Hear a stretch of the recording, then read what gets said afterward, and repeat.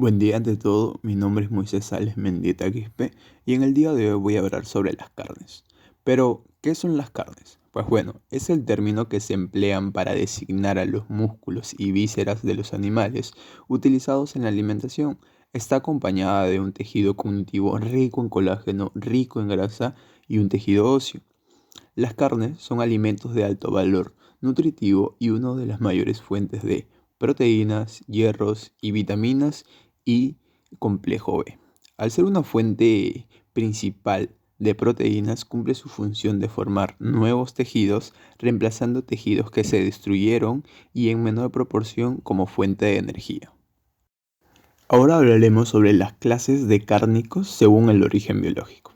Tenemos a los mamíferos que se encuentran ganado vacuno, ovino, porcino y caprino. En las aves tenemos a la gallina, gallo, pollo, pato, pavo, ganso, paloma y perdices.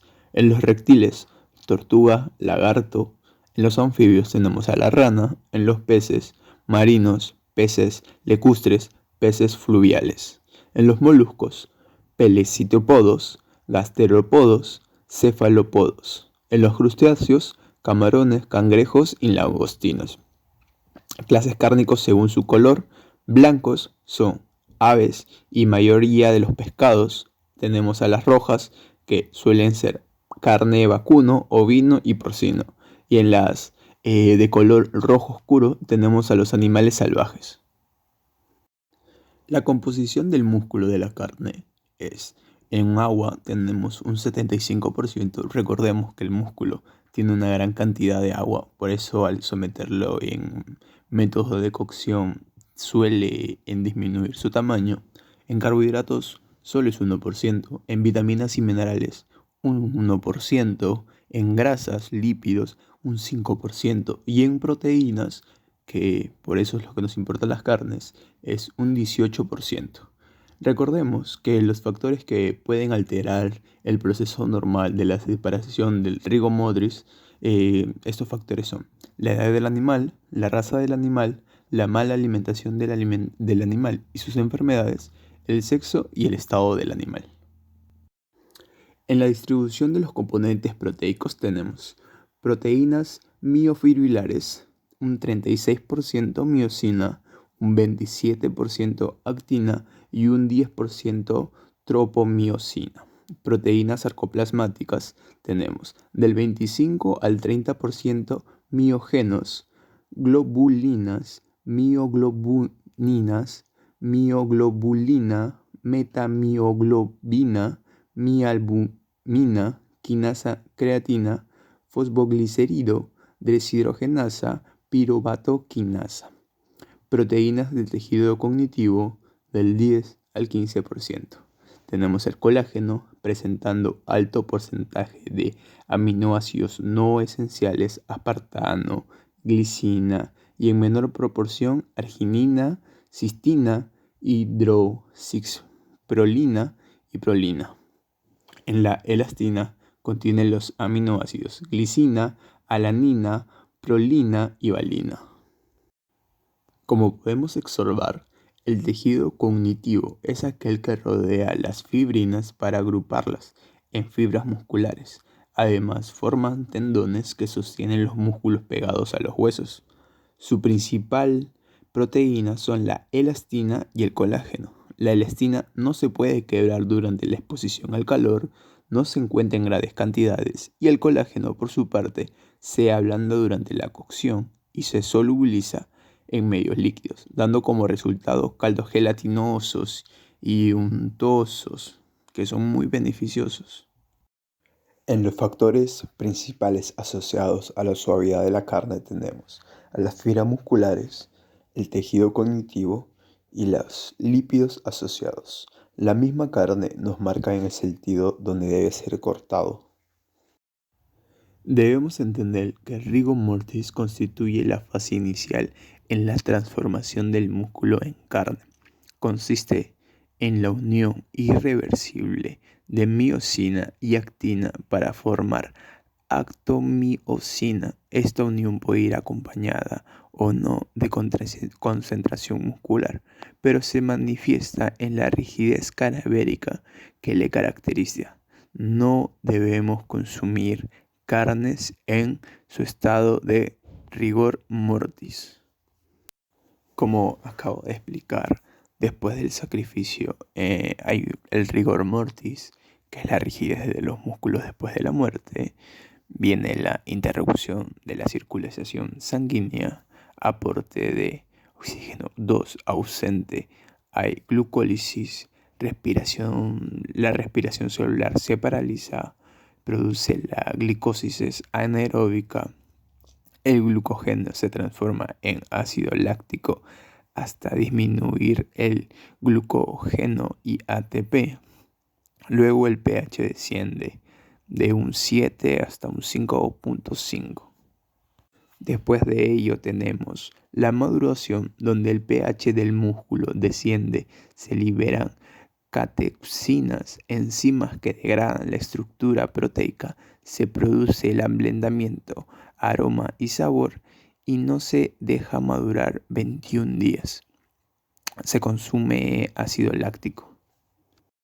En cuanto a la rigidez cadavérica, a medida que la carne envejece, su dureza se acentúa. La textura mejora después de la cocción. Parablemente aumenta la extractibilidad de las proteínas musculares de la actomiosina por soluciones salinas, así como la capacidad de retención del agua.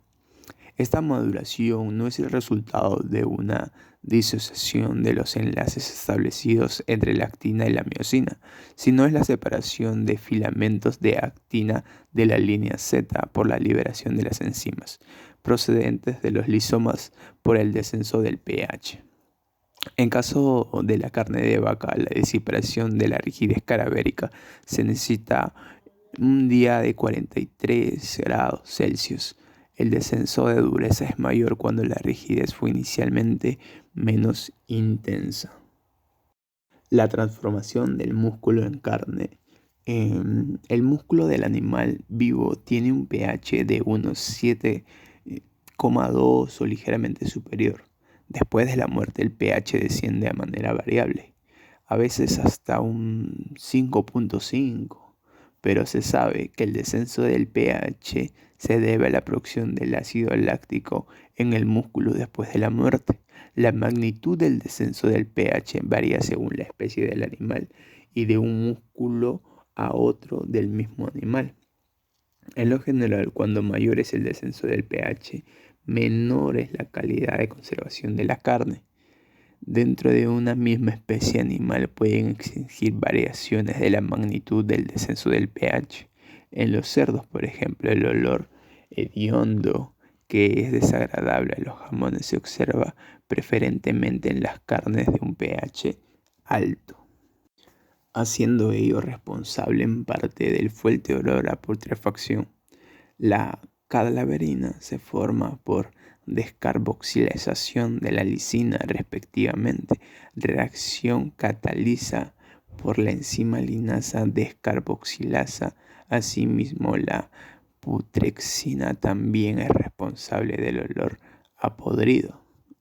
Llegando a concluir que la carne, por ser un alimento de alto valor proteico y uno de los más consumidos en este país, es necesario saber la manera de un buen estado, así como la forma como se puede contaminar y deteriorarse. De igual forma, también es frecuente avisarnos con los microorganismos causantes de su deterioro. Para una buena conservación de la carne es necesario trabajar higiénicamente desde el momento de la matanza, regirse por las normas higiénicas del tratamiento de las carnes. Una buena sangría nos garantizará un menor desarrollo de microorganismos, al igual que una buena desinfectación de grupos de trabajo, también evitando el contacto con suciedades. Los factores que influyen más en el crecimiento bacteriano son la temperatura, humedad y el pH. Los microorganismos patógenos de las carnes logran desarrollarse y deteriorarse el producto solo teniendo los factores ya mencionados en las condiciones óptimas para su desarrollo. La carne posee microorganismos, los cuales a temperaturas bajas, 0 grados Celsius, no pueden desarrollarse. También la falta de humedad impide su desarrollo. Es por esta razón que se debe contar con una buena refrigeración o congelación para la conservación de la misma cuando se habla de la extracción de humedad del método tradicional antiguo, el sacado llamado, el cual consiste en aumentar el pH mediante la sal y extraer la humedad mediante el sol y el aire, inactivando totalmente los microorganismos. Los microorganismos, recordemos que atacan la fibra de las carnes, deteriorándolas totalmente, disminuyendo el valor proteico y convirtiéndolas en toxinas y excrementos. Muchas gracias, espero que me hayan entendido y les agradezco que me hayan escuchado. Gracias.